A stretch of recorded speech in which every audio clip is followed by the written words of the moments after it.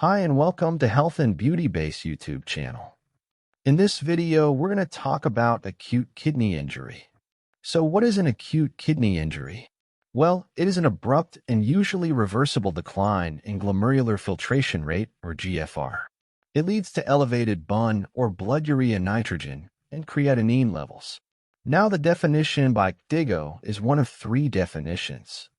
One is it's an increase in creatinine of greater than or equal to 26.5 micromoles per liter within 48 hours.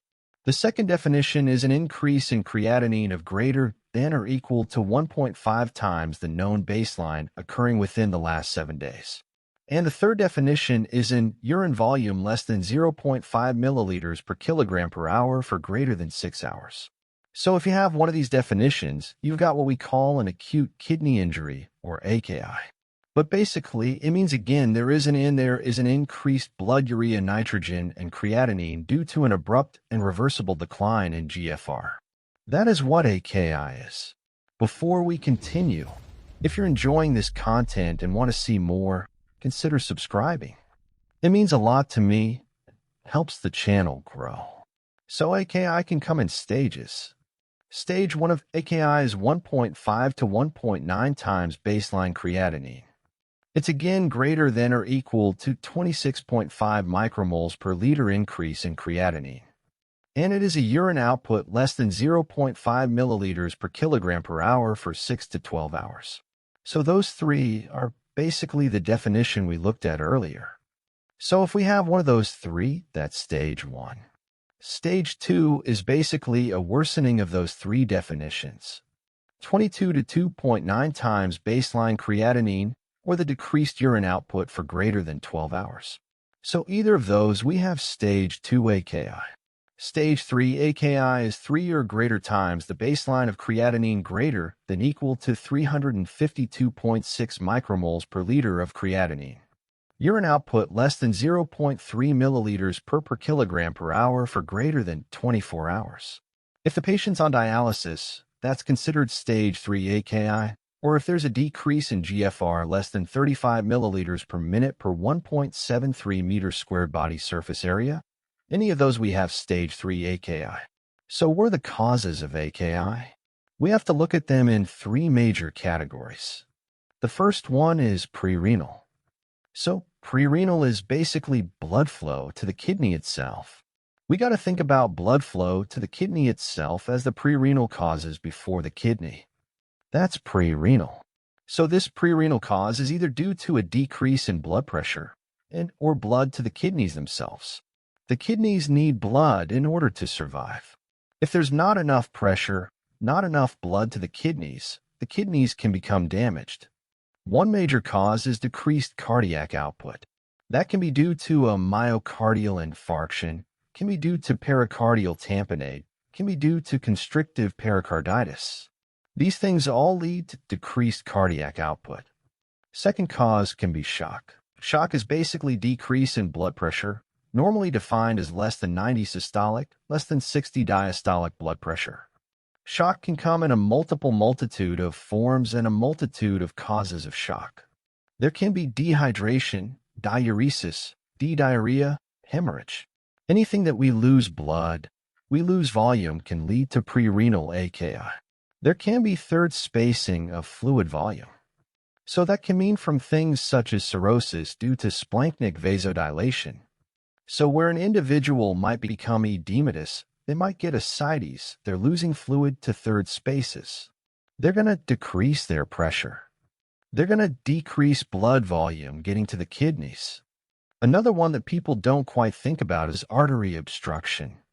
This can be any artery getting to the kidney themselves, the renal artery. In particular, renal artery stenosis can be a cause.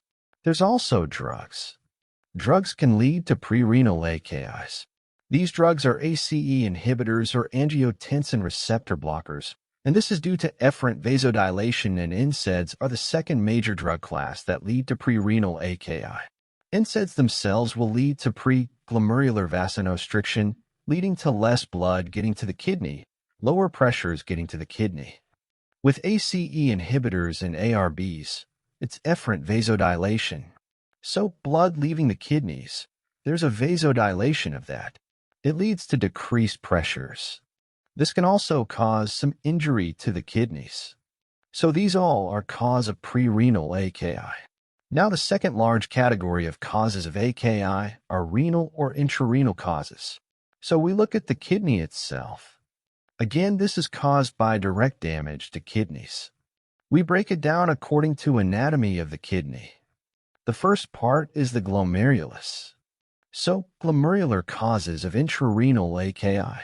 Glomerular includes glomerulonephritis. Tubular. So, tubular causes include ischemic, ATN, nephrotoxic, ATN, myeloma, cast nephropathy. They all cause damage to the renal tubules themselves. Again, this is another area of damage to the kidneys. We also have tubular interstitial. The interstitium of the kidney can become damaged. This is typically by drugs. Myeloma can do it. Sarcoid can do it. There's also vascular damage inside the kidney itself. Renal vein thrombosis can cause an intrarenal AKI. Thrombotic microangiopathies can also lead to it as well. And then the third classification or third category of cause of AKI is the postrenal. So the kidney has to keep getting blood flow. It has to keep functioning and has to keep making urine. And it will keep making urine until it is dead. So if there's an obstruction of urine flow by any reason, if there's an obstruction for the kidney to push blood or push urine out of the kidney, we can lead to postrenal AKI because that urine will eventually back up and damage the kidney. Postrenal causes include calculi.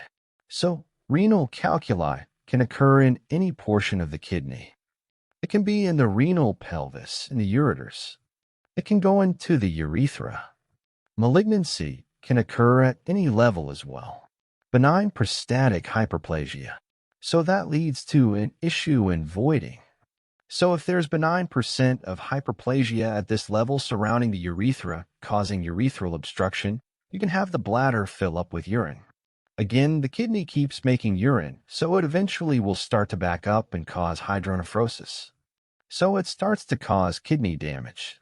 Urethral strictures, again, these can lead to the same type of postrenal AKI as well. So how do you determine the differences between prerenal, renal, postrenal? Postrenal, I find, is probably one of the easier ones. Patient can't urinate. They need to urinate, but they can't. You can think about BPH or urethral strictures. If they have stones, they typically have renal colic or renal colicky pain. You can do ultrasound. You can see dilated ureters and some possible hydronephrosis. But with prerenal and renal, we can look at a couple of other indicators. We can look at the bun to creatinine ratio. Bun to creatinine ratio greater than 20, more likely be a prerenal. Fraction of excreted sodium of less than 1%, more indicative of a prerenal issue. Fraction of excreted urea less than 35, precludes to prerenal. Urine osmolality greater than 500 can lead to, or can indicate prerenal cause. And sediment itself is bland. Urine sodium itself is less than 20. When we look at renal, it's basically the opposite. Bonocranium ratio less than 20. FeNA greater than 2%. Furia greater than 35. Urine osmolality less than 400. Urine sediment is granular in these cases, and the urine sodium is greater than 40. This is how it can help you determine which it is, if it's prerenal or renal. So what can you do for prevention and management? We first want to recognize high-risk patients. We want to recognize patients with chronic kidney disease and other related comorbidities. You want to stop nephrotoxins and diuretics. You want to stop their ACE inhibitors, ARBs or NSAIDs. You want to ensure adequate hydration in case it's a prerenal cause. You want to monitor their drug levels, specifically aminoglycosides and vancomycin. I hope you found this lesson helpful. That was the video on AKI and causes of AKI. If you like this video, please subscribe for more video like this one. And as always, thank you very much for watching, and I'll see you next time.